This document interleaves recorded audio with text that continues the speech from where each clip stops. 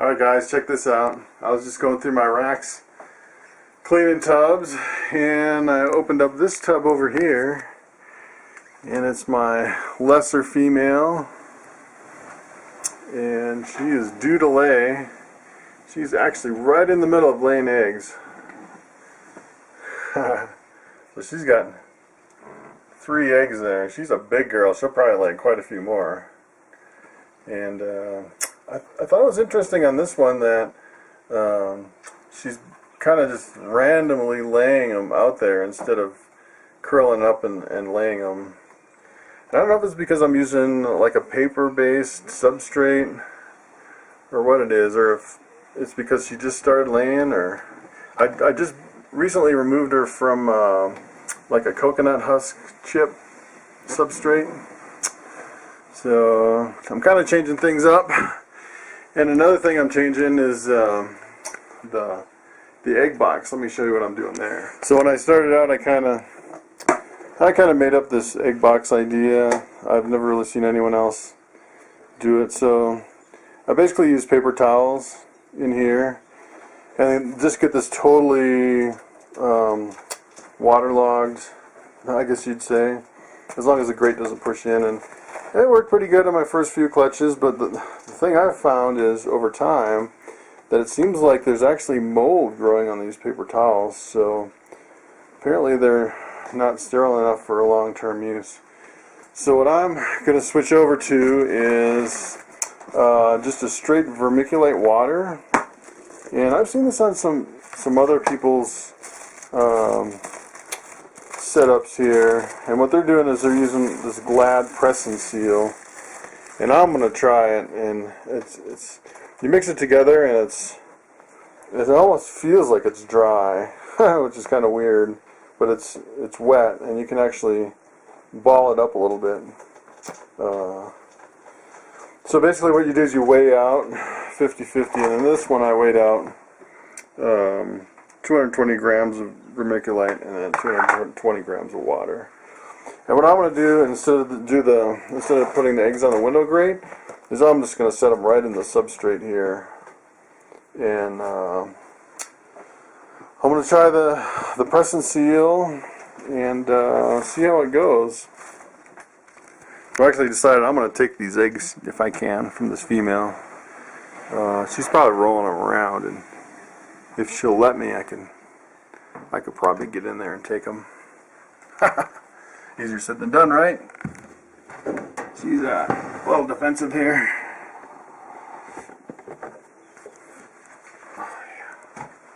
But while she's distracted, here, I'll just grab them.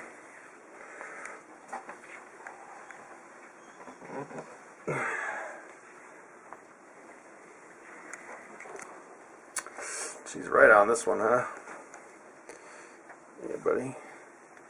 I'm just going to move you and grab that egg. How's that, huh?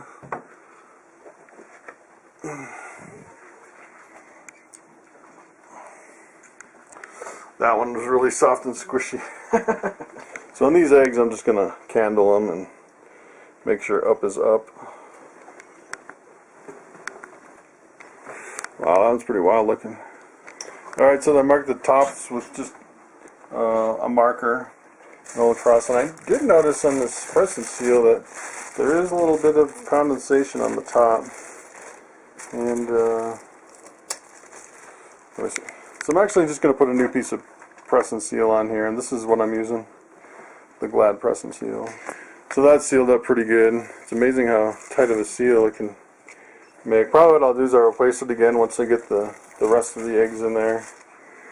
And this pairing was pretty simple. It was just a whoa. Anyway, I need 2 hands for that. So on this one, it was just basically a lesser times my bamboo. So that's the female, and then here's my male. He's a really big, beautiful bamboo, and I love this bamboo gene. Similar to the spider, except you don't get the head wobble from it. And this male is, he's really big and friendly. And I paired him with 2 of my lessers this year. So if you actually mix the bamboo with the lesser, and you get a bamboo lesser, It's a pure white snake with bright blue eyes, and it's allelic. So if you take the blue-eyed leucistic, the white snake, and you breed it to even a normal, you'll get 50% bamboo and 50% lesser with no normal babies, which is pretty cool. So I'm kind of hoping to get a male, and then I can use them as a breeder, and then when I breed, I won't get any normals. Okay, so I used my label maker, and I put the cross, my lesser number 2 female, by the times the bamboo, and then laid today, 13 May, and it should hatch on the 7th of July. I also put it on the end so you can see it without opening the incubator. And you know, when I was using these paper towels, one of the things was when I first started, I think my egg boxes were a little too dry, and then as I moved through the season, my incubator humidity kept going up until it got to the point where now I don't have a problem with the paper towels because the humidity in my incubator is like 88%. So this is kind of a little different. It traps in all the humidity, so it won't be based on the humidity level of my incubator. And I'm going to give that a shot. It's supposed to be, from what I've seen online, kind of a totally hands-free, you don't even have to open it and check on it. So I'll give that a try and see how that works. So as I'm going through these tubs, I thought I'd show you how easy it is to change with this paper substrate. That's one thing I like about it. And for example, I was just working on this lesser pied, and she kind of made a little mess in the back. And all I do is I take the tub out and have another one here that's all prepared. Just slide it in, then grab the snake. Ooh, she's hissing a little. That's the first one that hissed all day. And put her in, and then I found that with this paper substrate, they have a problem shedding. So I've just been using, I bought some moss and I put it in these little like fruit mesh bags, and I just pop it right in there, and then just fill the tub, usually about 3/4, and that's it. It's real simple. So then for some of these other tubs, I noticed these two are basically clean, so I just started using these little moss balls, I guess you call them. And they do tend to shed a little bit, but I'm thinking of going maybe to something else. These really hold the humidity really well for quite a few days, which I really like, and they're cheap. You can get a bunch of moss for next to nothing in those little bags, so it works really well. Okay, so if you're wondering how to make these little balls of sphagnum moss, this is what I do. I bought these off of eBay real cheap, and they're actually, I can't remember, it was like $10 or something for that whole thing, like 100 of them. And they're designed to hold fruit in a little hanging container. And then this sphagnum moss, it was just, I think it was like $10 for this whole thing. It wasn't much at all. And it's been going a long ways. What I've been doing is just kind of push it down to the bottom, and then I tie it, and tie it as far down as possible to get a nice little ball, and then I just take my scissors, cut off the end. There it is. So take a look at this. This girl she's just a little whacked. She's just crawling around her tub laying eggs. I've never seen anything quite like it. What a crazy girl. She seems pretty defensive. Like she'd bite me. But I think I'm just going to grab them as she lays them. Looks like she's laid 3 more, so that's 6, and it looks like she has at least a couple inside of her. So we'll see how it goes. So in this clutch, I'm going to set up a second box. Usually I just do 5 eggs per egg box, just to keep them separated really well.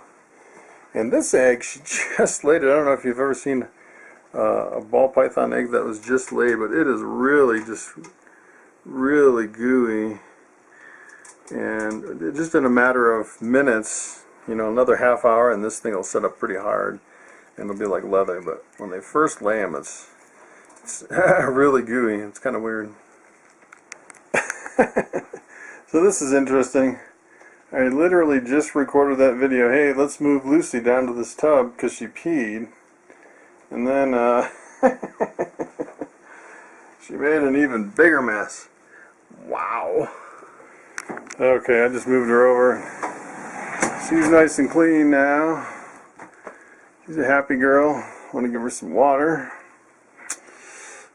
Here's water bowl. Take a look at this crazy snake. I've never seen anything quite like it. She's just kind of laying eggs and crawling and rolling them.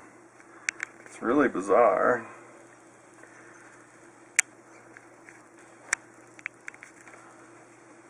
I don't know. I'm just going to try to grab that one and throw it in the incubator. It still looks like she has 2 in her tail there. So, but she's definitely skinny all the way along, and they're towards the end, so it doesn't look like she'll get egg bound, which is a good thing. So we had 5 eggs in the other box and 2 here, plus 2 still in her tail. So it looks like we're going to get a 9-egg clutch out of this one.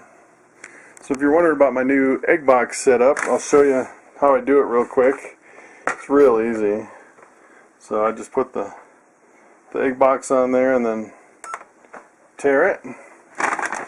And then I actually bought this organic vermiculite. I would think you could use just about any vermiculite. And there was a guy on Amazon that bought this, and he said it was really good for hatching his snake eggs. So I figured it was maybe a cleaner vermiculite. So it takes quite a bit. So what I'm using is close to 200 grams. It's close to, let's do this one-handed. Close to, so what I do is I just kind of slowly add until I get close to 200.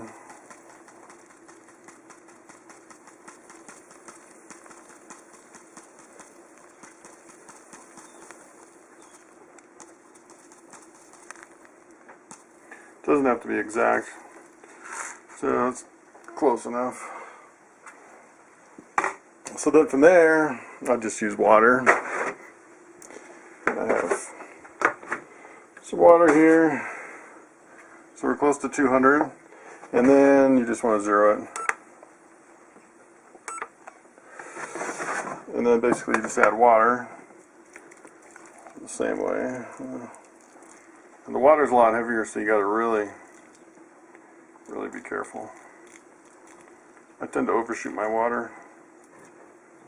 Oh! Oh! I think I bumped it.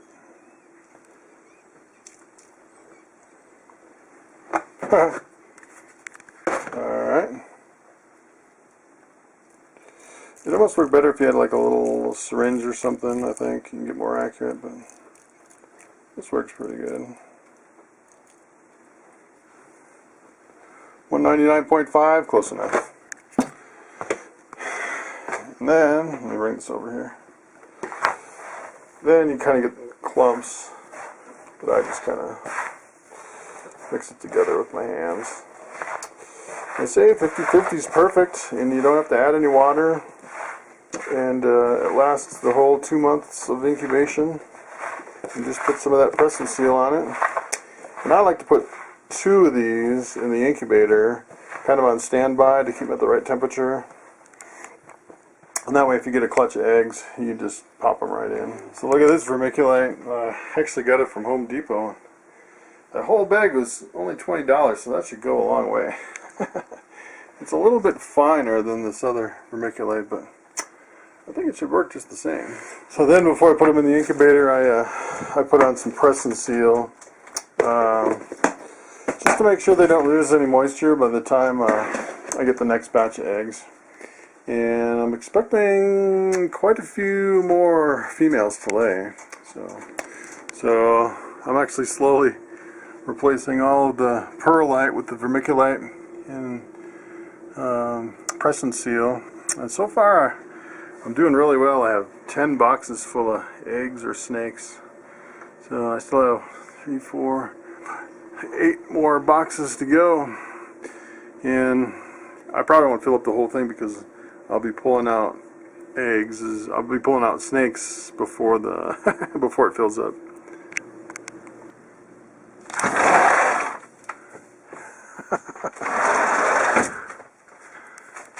So today's Mother's Day, and this morning we had baby snakes. This afternoon we had more eggs, snake eggs. And one last thing I want to check, see if we have puppies. That would be something, huh? That would be something, huh? I doubt it though, huh? Let's see, let's see. Ooh. Alright. It doesn't look like it. No puppies. No puppies. Alright. This is Amani signing out.